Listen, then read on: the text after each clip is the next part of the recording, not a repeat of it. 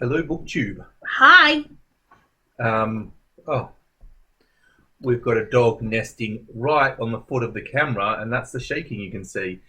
My name's Scott. That's Nelle. We're Gunpowder Fiction and Plot, and today we're going to review this book, Tender is the Flesh, Tender.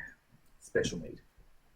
Um, we're going to do this as a non-spoiler review, and then as a discussion afterwards. Yeah, we'll let you know when to turn off if you haven't read it yet. But to start with, we're going to be spoiler free. Yeah, okay, so let's just do a brief overview. This is a dystopian novel in a world where a virus has infected all of the animals and they can no longer be consumed. In fact, they're dangerous. And as a result, the government has legalized the sale of human meat. Ooh, tasty. The novel is from the perspective of a man who runs an abattoir.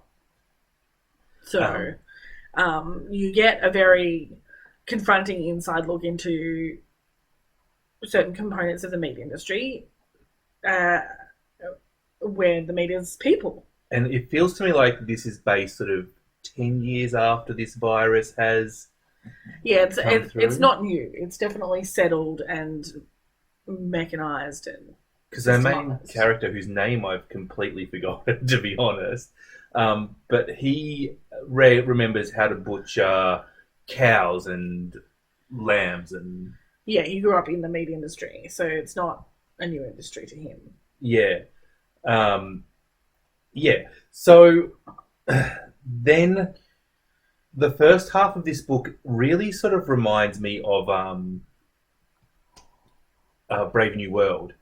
I was, even when you were reading it, I'm like, are you still up to the Model T part of this book? Because what Brave New World does and what Tender is the Flesh does is it just sort of takes you through the world almost, in fact, almost exactly the same in that sort of overview, or like you're being given a guided tour through a Through, plant yeah, um, that manufactures humans. It's just that they manufacture humans slightly differently. yeah.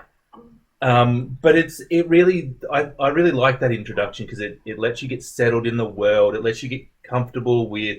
It was very Scott friendly. I did think that the writing was nice and sparse. It was very reminiscent of that sort of um, Huxley Orwell style of Yeah, dystopian novel. Super easy to consume, um, which is good because you're spending most of your energy going. I really like that in general. I like having my brain freed up to think about the themes. Sometimes I like flowery writing too, but often you just wanna Yeah, think about. it's not ugly or clunky or utilitarian, but it's that nice sparse, um, nothing wasted sort of writing. Yeah.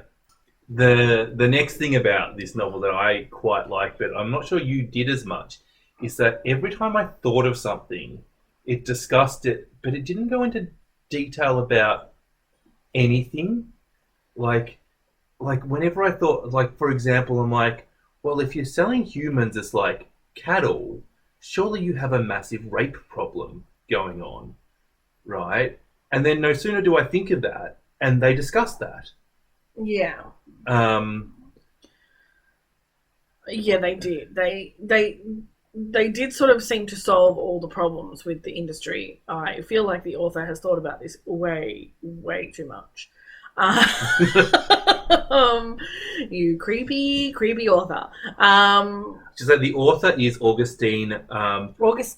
Augustina Bazterrica. She is an Argentinian author, and this is a woman in translation.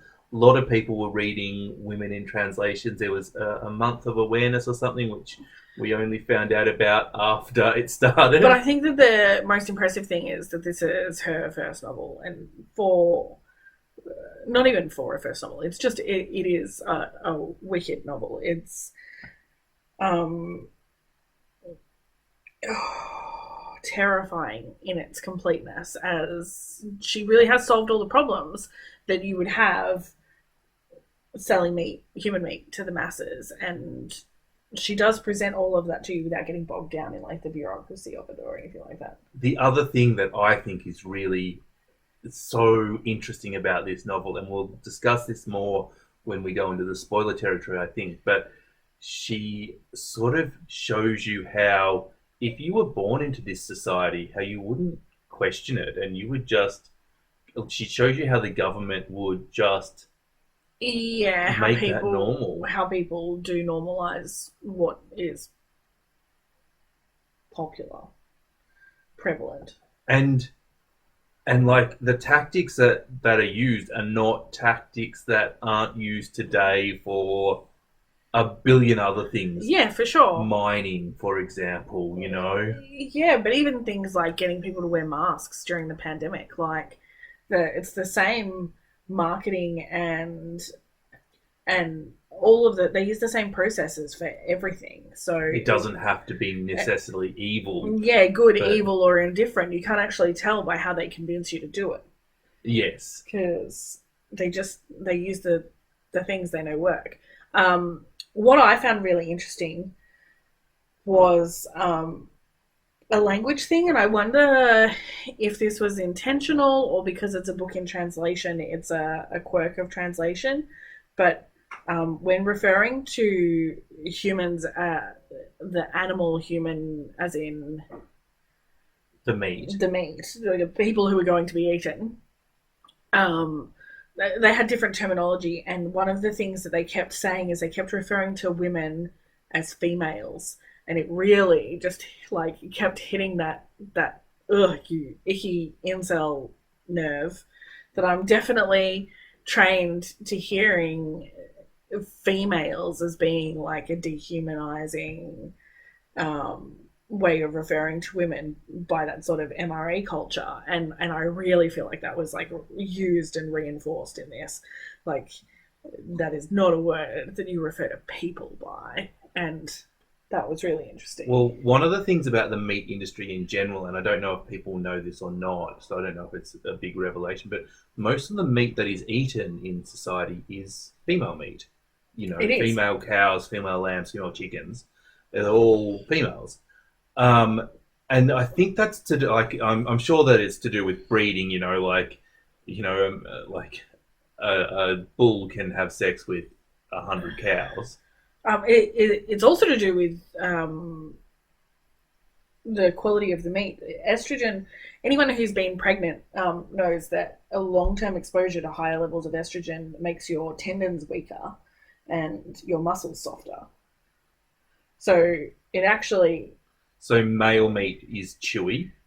Like if that medical knowledge rings true for meat, then yes. Okay.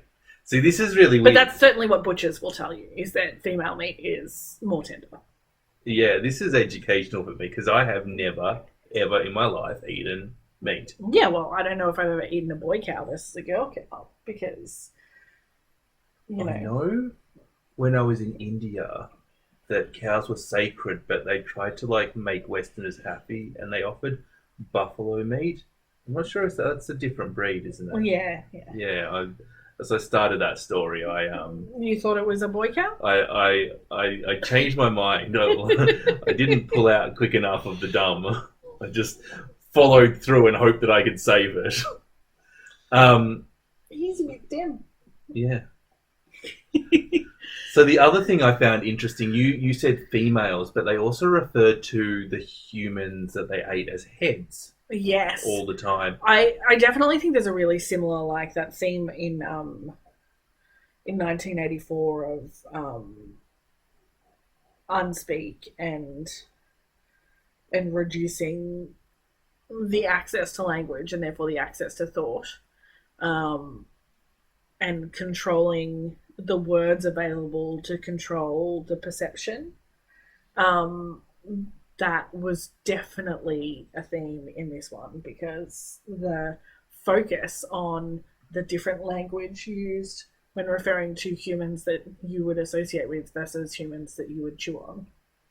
Yeah. It was actually really cleverly done, and Should be interesting. I only speak one language, and I don't know how similar Spanish and English are, and how well they translate. And Argentinians, I think, are Spanish, and they might be Portuguese, but I think they're Spanish. We'll Google it. Actually, no, I know they're Spanish. I'm a nerd because Spain and Portugal divided the world in half, and anyway, it's a map thing.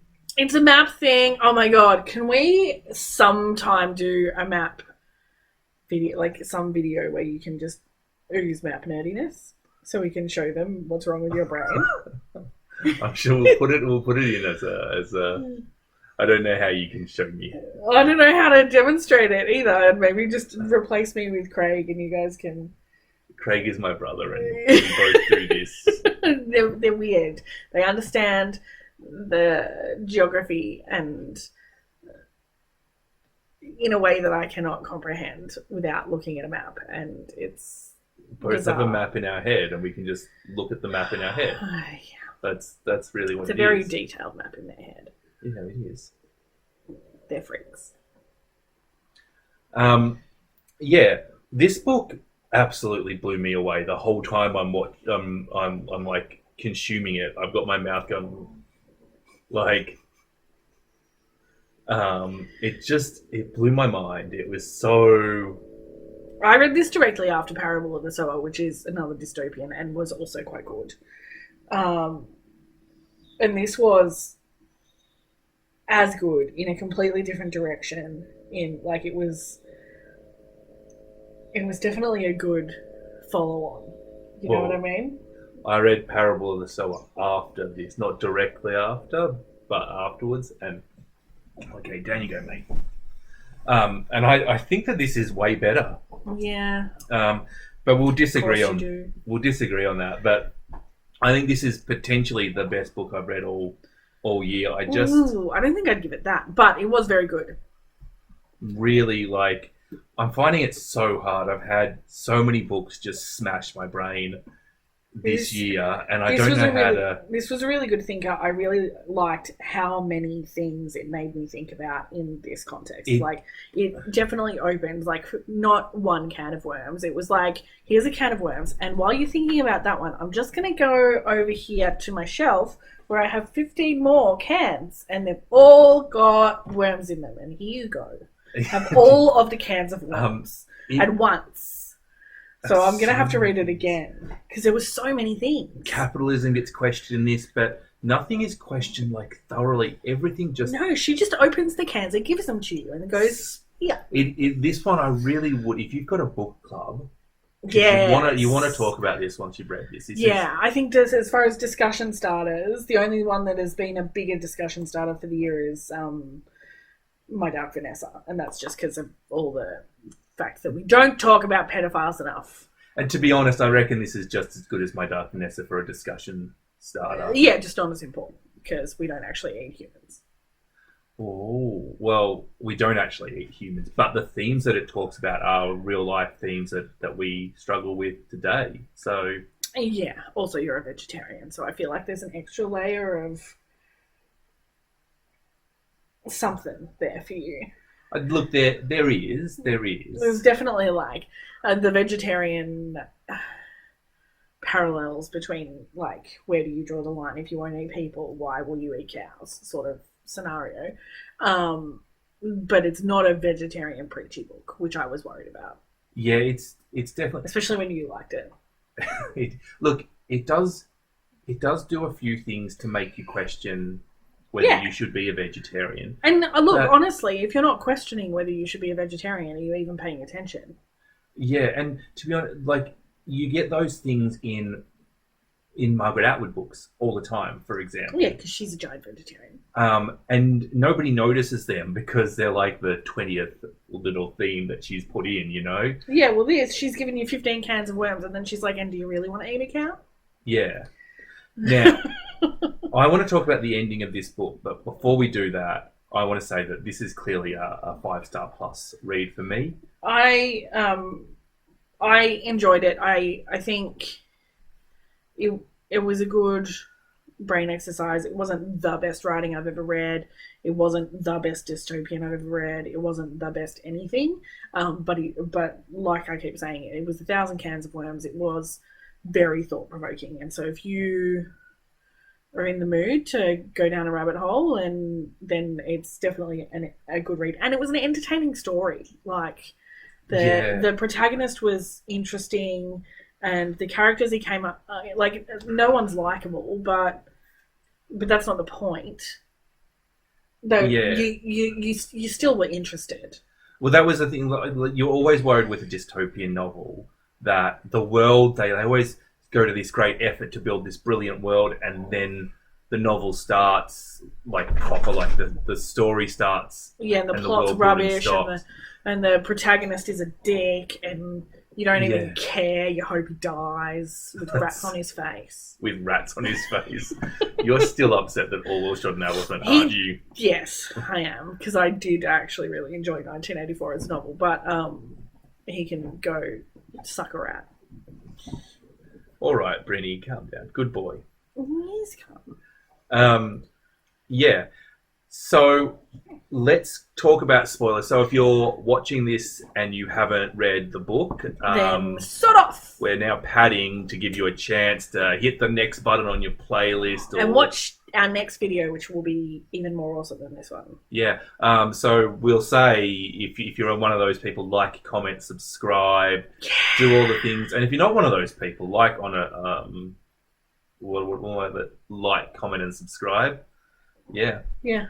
I can't pronounce my words, so, these videos will be quality in the future if you want to subscribe. As long as you don't expect coherence, then you'll be fine. That's it. Gobbledygook is... Yeah. All right, so we're done padding. You're gone now. Everyone who is here has read the book or doesn't care about spoilers. Yay! Right. The ending. Yeah. You're just jumping straight to the ending. There's so many things. They eat a celebrity! They eat a celebrity. And they're not allowed to eat a celebrity. Like, they're breaking the rules. It's like illegal. Oh, all the illicit things. So many things. And the man-wakery in the hunting lodge. It was just... There was so much about misogyny in here. I really didn't anticipate a book about eating humans to be so much about misogyny. But this was a reflection of our world back to us. Yeah, for sure. All of the misogynists live here. Everything in this book is real, except for the eating of humans. Do you know what I mean? And even then, I wonder. But, Okay, so the ending. You were utterly shocked by the ending, and I had been back and forth as to whether the ending... Not necessarily the way it went down, but I didn't think he was on the up and up with his relationship with the female. He was behaving very lovingly and caringly, but he kept juxtaposing his memories of his dogs with her. Yes, he did, and she never got a name. And she didn't get a name. He called her Jasmine or something. Oh, yeah, she did. She did get a name. She got a name. Jasmine. So, look, if you're watching this and you haven't read the book, he gets human stock and takes her home and has a child with her. He gets given, like a side of ham, a lady. Yeah. When he's expected to either sell her for profit or kill her and eat her. And she was like a super good lady. What do they call it? First generation something, FG something. Super pure meat. Yeah. Which means that she was basically the Wagyu of the human. No, it meant it was their first generation of people who had not had any experience outside the lab, and they weren't grown fast. So they weren't cloned in a petri dish and then accelerated growth up to full size. This was a person who was born in a lab 30 years ago and grown at human pace. Yes. So that's what the first generation made. That's why she was fancy. Yes. So, yeah, and in the end, what he did in the end, that made me wonder, because I thought, he's questioning this society. He does seem to be questioning the society, and he seems to be compassionate towards the men, but he's not. He's not at all. He's only concerned about whether he's had the wool pulled over his eyes and whether his liberties are being infringed upon. Yeah. And it actually, the ending really made sense and made the book better, but it took my brain so long after I finished reading it to like put it all together and go, that was really good. That was a good ending. It showed for me how you could interpret someone's justification or how their own selfish concerns about the environment that they live in could be interpreted as an altruistic concern about the environment that they live in, and still be fucking evil. Yeah. Yeah. I think, and that, like, that as a today thing, when you look at activism today, you generally think that activists are the good guys. Yeah, except for the left bros who, you know, still sexually assault women, you know. Yeah. And there's all sorts of examples of that, you know, but I've always wondered, like, what's his name? The rapist that they all want to put on a pedestal. Snowden. Julian Assange. Yeah. Well, that's an even more complicated issue. No, it's not. He's a rapist. Put him in jail. You're gonna get hate for that. you are putting sand in people's bumholes. It made you question activism and all of that. It was where we're at. Oh, yeah. Good people being shit. Yeah. But I even think not just good people being shit, good people being good for selfish reasons. For example, a really obvious example is feminists are dominated by women, right? For obvious reasons. Yeah. But women, like, do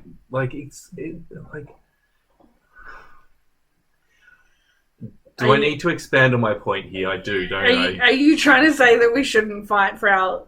No. Not to be oppressed? No, what I'm trying to say is let's pretend that 20% of the men, 20% of the feminists are men, right? Yeah. Then another 20% of women should be contra to those men. Then the other remaining 60% are just like fair weather feminists that are there because it suits them rather than they believe in the cause. Does that... Well, I think that's true. I think that the bulk of women who purport to be feminists haven't thought about feminist theory, don't spend a lot of time in feminist spaces, and don't conduct themselves in ways that necessarily further the feminist cause. Or even if they get it wrong, they're not trying to further the feminist cause necessarily. Because I think it's really easy to say, I'm a feminist, I believe in equality, and not do anything about it. Yeah. Also, I should say I've picked feminism for the example because it's a very easy example to pick. But, you know, there's... Yeah. Global warming is another one, because everybody wants global warming to finish because you want the planet to not die. But how many of you are actually doing it for your and those future of you generation? Who believe in global warming and believe that our government is all letting us down, how many of you are learning how to, like, farm mushrooms and stuff? Because at this point, shouldn't we all be doomsday preppers? Sorry, that was a tangent. Why did you say believe like that? Like you are superior and don't believe in it? Because I really do believe, but I don't understand. It's starting to be a self-delusion that you can just go to protests now. Capitalism. Okay. I thought it was really interesting, the mechanisms that were in place. Like, you could see the motives in place for driving this industry in this book. Yeah, all their bullshit justifications of why they needed to eat human meat. And I thought, if you're in a world where you want to eat human meat, you want to, like, make sure that you're killing as few as possible and you're doing, No, they want to commercialize actually, it and make sure that they still get to use their cow plants because they don't want a whole industry to go under. that's it. It was It's like saving the petrol car. yeah. Now the other thing I want to let's talk about the virus, because this is something that I thought was brilliant and you didn't. So if you've got a virus, it's like a lock and key mechanism. As far as I've never studied biology. This is a layman's understanding.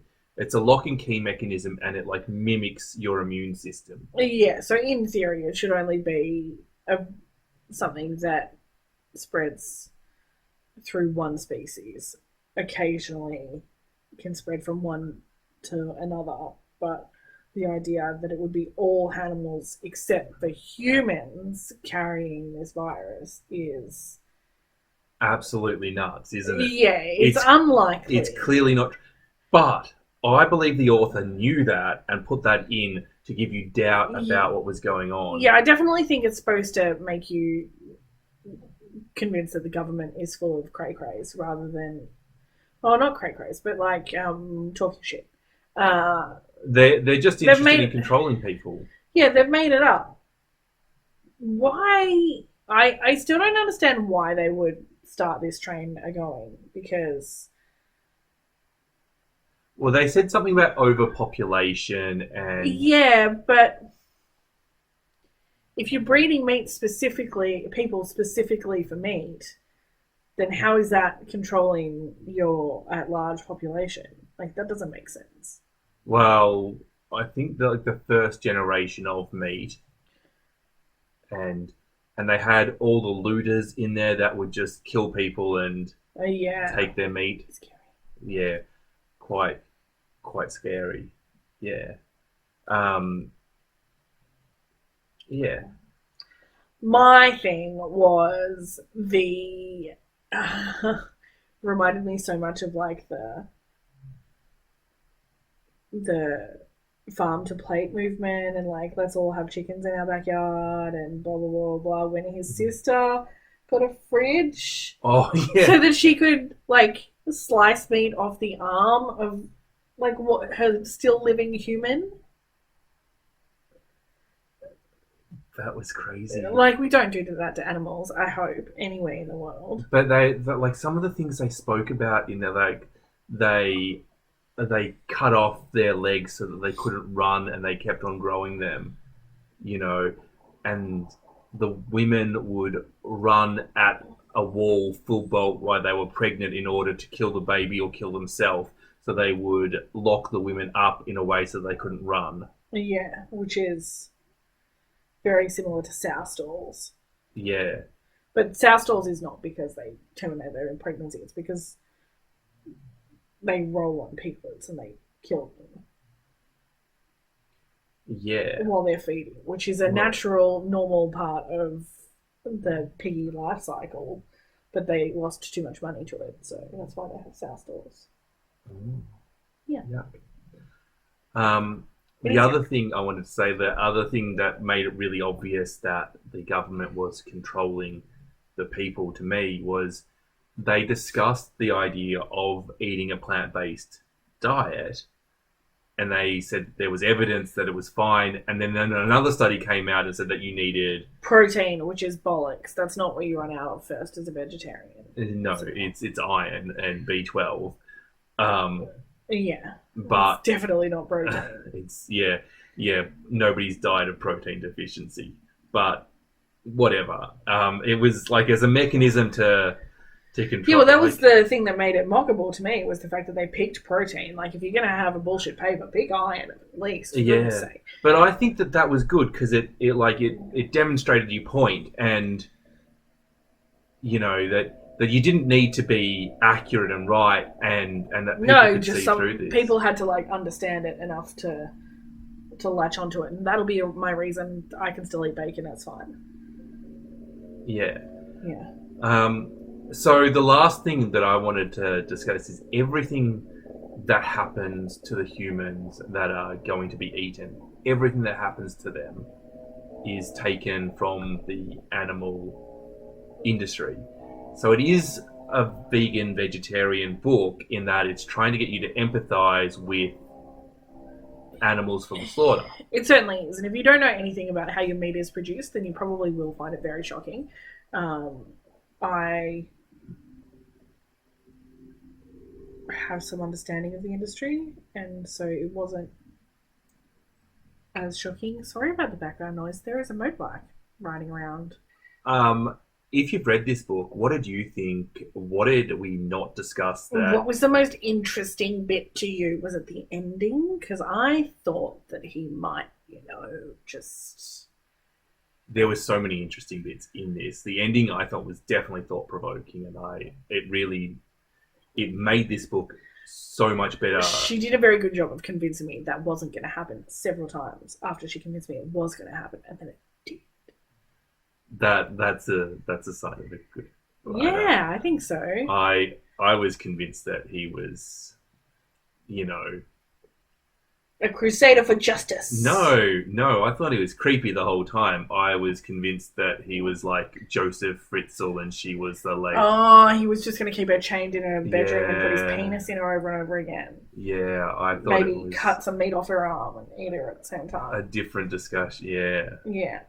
I didn't think he'd cut the meat off her. I think, he'd separated the penis from the eating. I thought there was some sort of, what's the opposite to Stockholm Syndrome where you fall in love with the people you kidnap? I don't know. I thought there was that going on. But I think that's actually called Stockholm Syndrome. I think it's a two-way thing. Oh. But I could be wrong. Okay, if you know, let us know. Anyway, if you're here, thank you for watching the whole thing. Like, comment, and subscribe. And we're going to do something a little bit sneaky here. What I'm going to say is if you own a booktube channel, or have a booktube channel, in the comments... Sell it to me. Could you put a little... an emoji with a person wearing glasses in there, and go through and look at everybody else's comments, and anybody with an emoji with a person wearing glasses, click on them and check them out. Yeah? I think that's cool. He always thinks it's cool. I do think it's cool. Anyway, that's all from us. We've spoken for long enough. Bye. Bye. Bye. That was terrible. Yeah, I can't do high pitch.